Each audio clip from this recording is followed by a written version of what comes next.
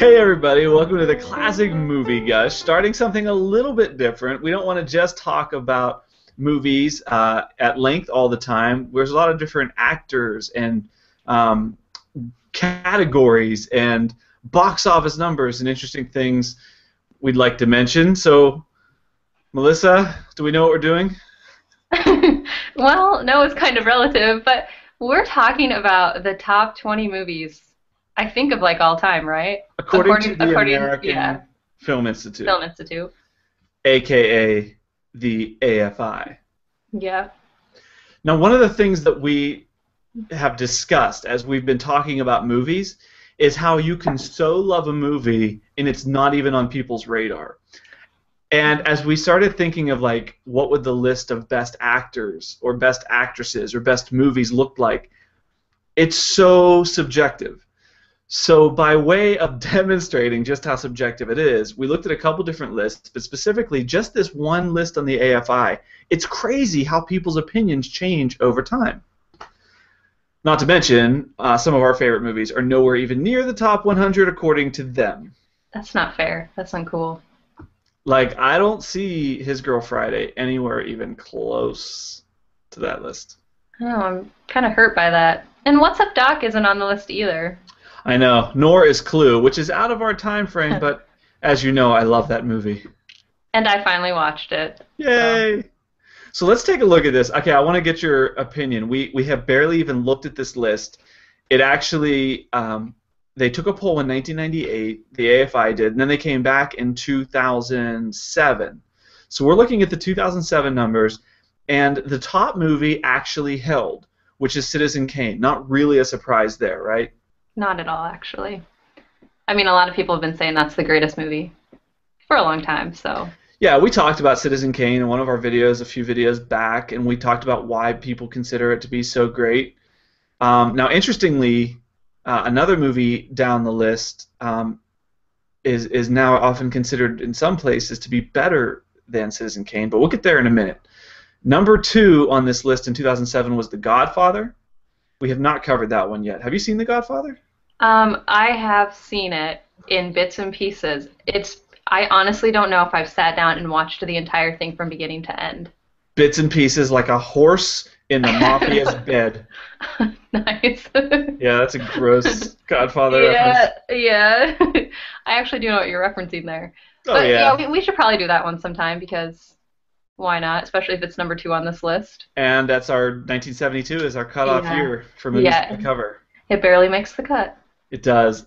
Number 3 is Casablanca. So it looks like Godfather and Casablanca flip-flopped for them between 98 and 2007. Yeah. Yeah, so we certainly love Casablanca, right? So good. It's deserving of a high spot. So top 3, Citizen Kane, Godfather, Casablanca, not so much controversy. But now it begins. In 2007, Raging Bull jumped 20 spots up to number 4. And we don't do Raging Bull from 1980, but that seems awfully high, doesn't it? I think so. But then again, I haven't seen Raging Bull. At least I don't think I have. You know, But why would yeah. it jump 20 spots? That's what I don't get. Of all the movies.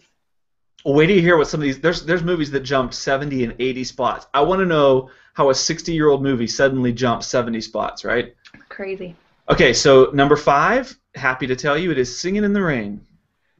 Singing in the Rain. That's a good one. Do do do do. Do you know that was like one of our first. We did that movie like second or third. It was very close to the beginning of the Gush. I know. We got to go back and watch this sometime. It's going to be funny. We hadn't established this, brilliant chemistry yet. Okay. Yeah.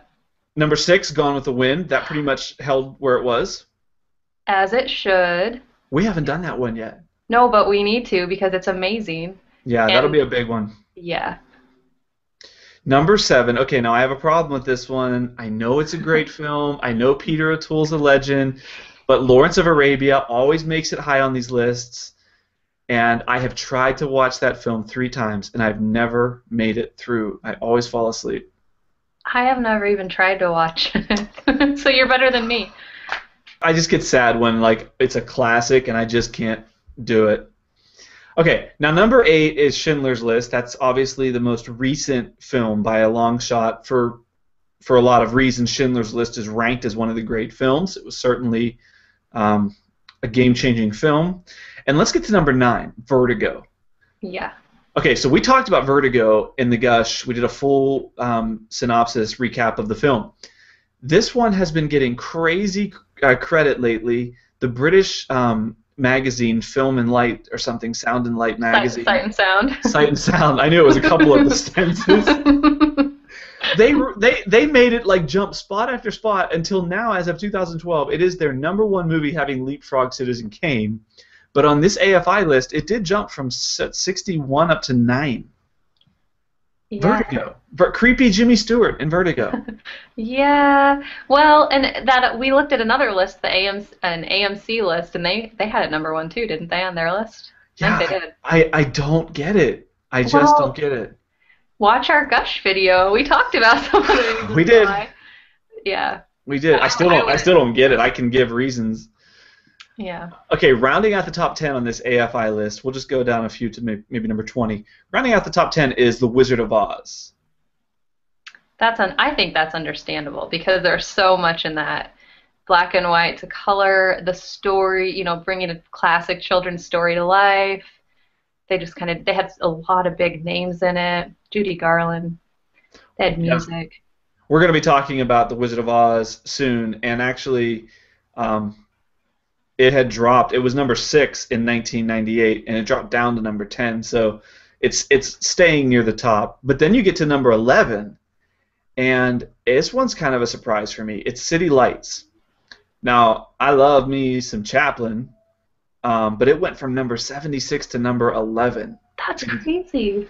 Like, what changed between 1998 and 2007 about a movie from 1931? It makes you wonder if something changed where a whole bunch of people suddenly saw it in that 10 years, Yeah. If it was referenced in another movie or just somehow came to prominence again. And you know what? It's silent, right? Yes. Okay. And I would argue that's probably the hardest to find out of any of these top 20. I don't know. There's one coming up on the list that might be difficult to find. But I've tried to find City Lights, and it's just not easy to find on DVD and stuff. From what I remember last time I checked. Number 12, The Searchers. This one jumped 84 spots from number 96 to number 12. Heck, why? Explain that to me. I can't. I can't explain it at all. I mean, it's John Wayne. It's John Ford. It was obviously a big movie in its time. It's probably John Wayne's most well-known role. Would that be right if I said that? It's probably close. One of his most well-known. But that is stunning to me. I would love to find out what made The Searchers jump from almost not even being on the list to number 12, and it landed on top of Star Wars at number 13 and Psycho at number 14. I can argue all day why Star Wars shouldn't be up there and why it should be. Like, on the one hand, yeah, it's pretty defining as a film. But Psycho at number 14. Is Star Wars, is it just the first Star Wars movie? Yeah, I guess that now it's episode 4 is what it would be called now. Okay. The 1977 one. Okay. So that one only moved up 2 spots. Psycho moved up 4 spots. And then coming in at number 15 is 2001: A Space Odyssey, Stanley Kubrick, the famous music, did some things visually. We haven't talked about 2001. Do you think we're going to? We can. We're going to have to. We probably should, since it's on this list. I know, I never get excied about 2001: A Space Odyssey. Me neither, but I can try. For this, I will do it. I feel like I should have watched it in college, when I was, up at 4 in the morning, and then I would have understood the excitement.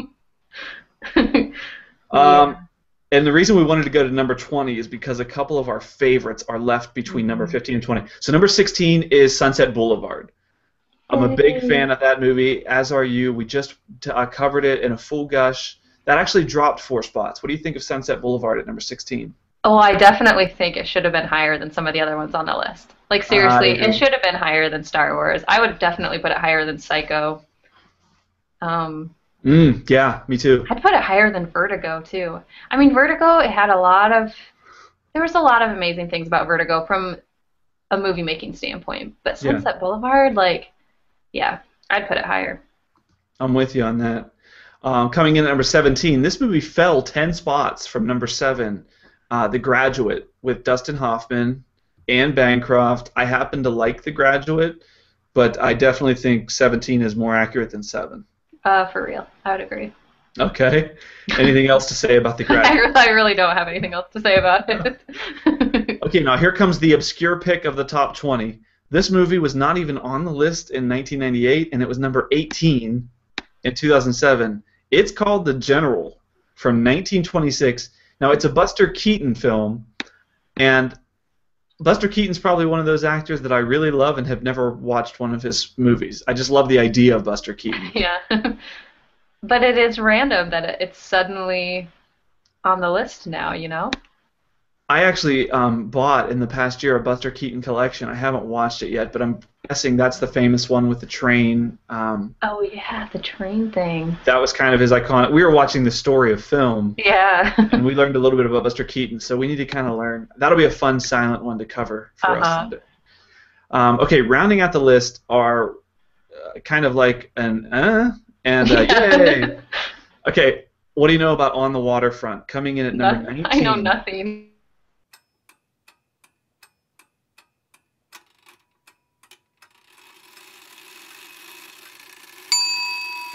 So we'll have to learn. Maybe we won't be Yeah. gushing about some of these. We've been gushing an awful lot, but we're going to stretch ourselves and not be happy.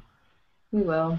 And coming in at number 20, sadly, because it should be higher, is down 9 spots because people are stupid. It's a Wonderful Life. Which is such a wonderful movie. I don't understand why it's not higher. Right. Seriously. Who puts It's a Wonderful Life below the space one or Vertigo or Star On the Wars Waterfront. on the waterfront, which we don't even know anything about? Raging Bull. So as we said, the nature of these lists is really subjective. The AFI uses criteria like it has to be American, it has to be a feature-length film, it had to be nominated for awards, or maybe it was a good moneymaker over time, or it impacted the culture. There's a lot of criteria they use, but we're curious as to what makes a great movie to you. Do you just like comedies? Do you just hate comedies? Does it have to be a movie that you saw and loved and can watch it over and over again? Or do you look, more objectively at how a film changed something in culture? So how do you even judge movies? Is that kind of what we're thinking, Melissa? Yeah. I mean, it's just a fun question to ask because you ask 20 different people and they're going to have 20 different top 10 lists, and a lot of the differences are not necessarily going to be about the merits of one movie over another, but what we as movie watchers want out of a movie. So it's a fun question to talk about. Yeah, so these lists are fun. We hope to do a number of different kinds of topics like this. So tell us what you think. What's your favorite movies and why? Write a 700-word essay in the comments.